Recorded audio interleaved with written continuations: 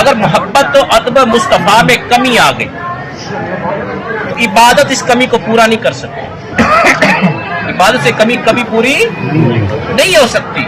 اگر محبت و تعظیم رسول میں کمی نہیں ہے، عبادت میں کمی آ گئی تو بخشش ہو جائے گی۔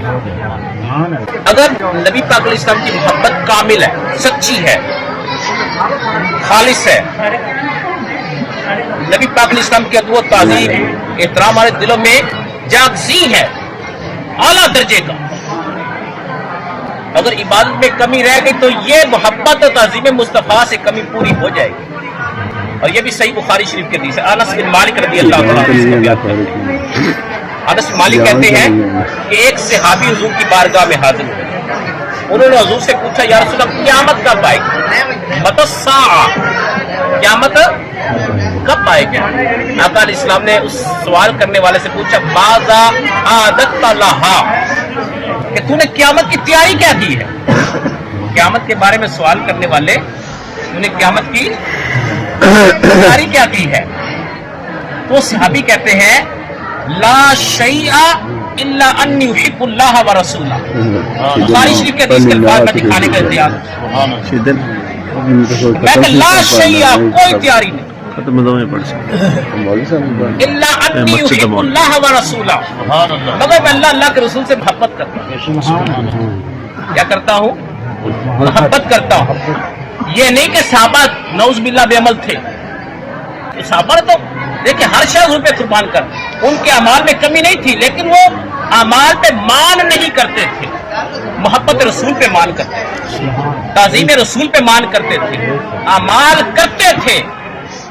اللہ تعالیٰ نے ان کی صفات قرآن میں بیان کی ہے، محمد رسول اللہ والذین معہ اشداء علی الکفار رحماء بینہم تراہم رکعا سجدا، اللہ پتہ تراہم رکعا سجدا، تم صحابہ کو دیکھو تو بہت زیادہ رکوع کرتے ہیں، بہت زیادہ سجدے کرتے ہیں، یبتغون فضلا من اللہ رضوانا، اور ان ساری عبادت کا مقصد کیا ہے؟ اللہ کا فضل، اللہ کی رحمت، اللہ راضی ہو جائے، بس۔ صحابہ تو قرآن پاک کی صفات بیان کر رہے ہیں، والذین یبیتون لربہم سجدا وقیاما، وہ تو رات میں بھی رکوع اور قیام میں بسر کر دیتے ہیں، اعمال میں کمی نہیں تھی۔ لا شیء الا ان یحب اللہ ورسولہ، کوئی سے یہ نہ سمجھ لے کیا ہمیں تو نماز کی چھٹی ہے، روزے چھٹی مل گئی، نہیں، صحابہ نے یہاں پہ پیغام یہ دیا ہے کہ اعمال کرے لیکن اعمال پہ مان نہیں کرنا، محبت رسول پہ مان کرے، عشق رسول پہ مان کرے، تعظیم ادب مصطفیٰ پہ مان کرے۔ میں کہ اللہ کے رسول سے محبت کرتا ہوں۔ آقا علیہ السلام نے آگے کیا فرمایا؟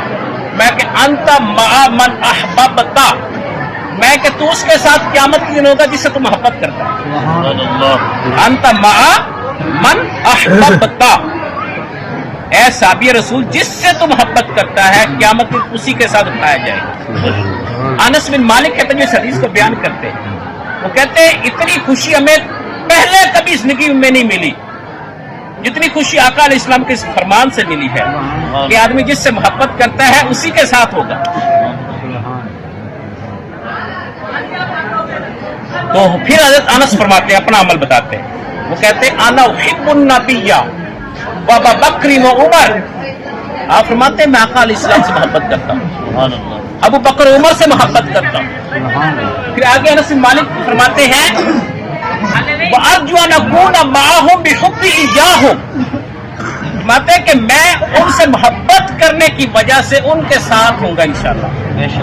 آقا علیہ السلام جیسے میرے اعمال نہیں ہے، ابو بکر عمر جیسے میرے اعمال نہیں ہے، لیکن بِحُبِّ إِيَّاهُمْ، ان کی محبت کی وجہ سے اللہ مجھے بھی ان کے ساتھ اٹھائے گا۔ سبحان اللہ۔ اب آخری حدیث پاک، یہ بھی صحیح بخاری شریف ہے، کتاب الحدود کے اندر حدیث پاک ہے، اس بات کو میں نقطے کو اور تھوڑا سا ہائی لائٹ کر رہا ہوں۔ یہ بھی بخاری شریف کی حدیث ہے، کتاب الحدود، سیدنا فاروق اعظم رضی اللہ تعالیٰ اس حدیث کو بیان کرتے ہیں۔ سیدنا فاروق اعظم فرماتے ہیں کہ نبی پاک علیہ السلام کے زمانے میں ایک صحابی تھے، وہ حضور کی مجلس میں بیٹھے رہتے تھے، جن کا نام عبداللہ تھا، لقب شیمار تھا۔ وہ کیا کرتے تھے؟ کان یضحک النبی صلی اللہ علیہ وسلم، حدیث کے الفاظ ہیں، وہ آقا علیہ السلام کو ہنسایا کرتا تھا، سبحان اللہ. سبحان کیا کرتا تھا؟ ہنسایا کرتے. کان یضحک، ہنسایا کرتا تھا آقا علیہ السلام کو. سبحان اللہ. اور عمل کیا تھا اس کا؟ شراب پیتا تھا. یہ بخاری شریف کی حدیث ہے، کتاب الحدود کے اندر. شراب پیتا تھا. آقا علیہ السلام کے پاس اس کو لایا گیا نشہ کی حالت میں، کوڑے لگے، سزا ہوئی. پھر چند دن بعد پھر دوبارہ شراب پی لی. پھر حضور کی بارگاہ میں سزا کے لیے پیش کیا گیا. حضور نے پھر کوڑے لگوائے. پھر چند دنوں بعد پھر دوبارہ شراب پی لی. یعنی یہ عمل ان سے بار بار سرزد ہوتا رہا، کوڑے بھی ساتھ لگتے رہے. اور یہ جو شرعی سزا ہے دنیا کی سزا، یہ مل جائے تو اس سے آخرت کے بندہ توبہ کر لو معاف ہو جاتا ہے. جو دنیا کی سزا کوڑے تو وہ لگتے رہے ساتھ ساتھ. تو اب کسی صحابی نے یہ جملہ بولا، اللہم لعنہ ما اکثر ما یؤتی بہ، کہ اللہ شخص پہ لعنت کرے، یہ شخص کتنی بار سزا پاتا ہے. شراب پی لیتا پھر سزا بھی پاتا ہے، کوڑے بھی لگتے ہیں، اور پھر بھی ہے کیا باز نہیں آتا. کسی نے لعنت کر دی. جب آقا علیہ السلام نے یہ بات سنی تو آقا علیہ السلام لا تلعنوہ، اسے لعنت نہ کرو. میں کہ جہاں تک میں جانتا ہوں انہ یحب اللہ ورسولہ، یہ شخص اللہ کے رسول سے محبت کرتا ہے، اسے لعنت نہ کرو. اب دیکھیں عمل کتنا ناقص تھا. ادھر محبت کامل تھی. اس کی محبت کیا تھی؟ ایک تو پہلو یہ بیان کرتے محدثین، وہ کہتے کہ وہ حضور کی مجلس میں بیٹھتا تھا، وہ دیکھتا حضور کے پاس طرح طرح کے لوگ آتے ہیں، کوئی اپنے ٹکڑے کو غم سناتا ہے، جس کا حضور بات سنتے کبھی غمگین ہو جاتے ہیں، دکھ کی بات کسی کو سنتے تو پریشان ہو جاتے ہیں. جب دیکھتا کہ حضور پریشان تھوڑے سے دکھائی دے رہے ہیں، وہ کوئی ایسی بات کرتا حضور ہنس پڑتے تھے. جیسے آپ کہہ لیں کوئی لطیفہ سنا، ایسی کوئی بات کرتا حضور مسکرا پڑتے. بس اس کا یہ عمل تھا. دوسرا کیا محدثین نے بیان کیا ہے، وہ یہ تھا کہ آقا علیہ السلام کو شہد اور پنیر بہت پسند تھا. شہد اور پنیر. اب وہ خود تو غریب تھا، کنگال تھا، غریب تھا. اب اس کو پتا تھا یہ دو چیزیں آقا علیہ السلام پسند کرتے ہیں. اب وہ دکاندار کے پاس جاتا، ادھار شہد اور پنیر لے کر حضور کو پیش کرتا. ادھار ٹائم بتاتا کہ فلاں دن آپ کو پیسے پے کروں گا. جب ٹائم آتا دکاندار پیسے میں طلب کرتا، پیسے کی طرف وعدہ تھا فلاں دن کا. اب اس کے پاس پیسے تو ہوتے نہیں تھے. وہ اس دکان کو پکڑتا، ہاتھ سے حضور کے پاس لے آتا، کہتا یا رسول اللہ فلاں دن آپ کو شاید پنیر کھلایا تھا، اب میرے پاس پیسے نہیں، آپ اس کے پیسے بھی ادا کریں. اور اس عمل سے خوش ہو جاتے تھے.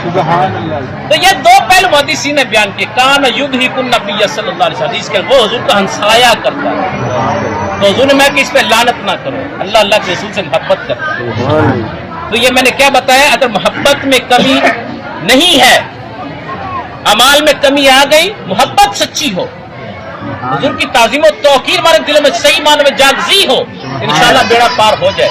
جو خوارج تھے ان کے پاس عبادات بہت تھی لیکن محبت نہیں تھی. اللہ سے دعا ہے کہ اللہ تعالیٰ جو بھی بیان ہوا ہے اس میں ہم سب کو صحیح معنوں میں عمل کی توفیق عطا فرمائے.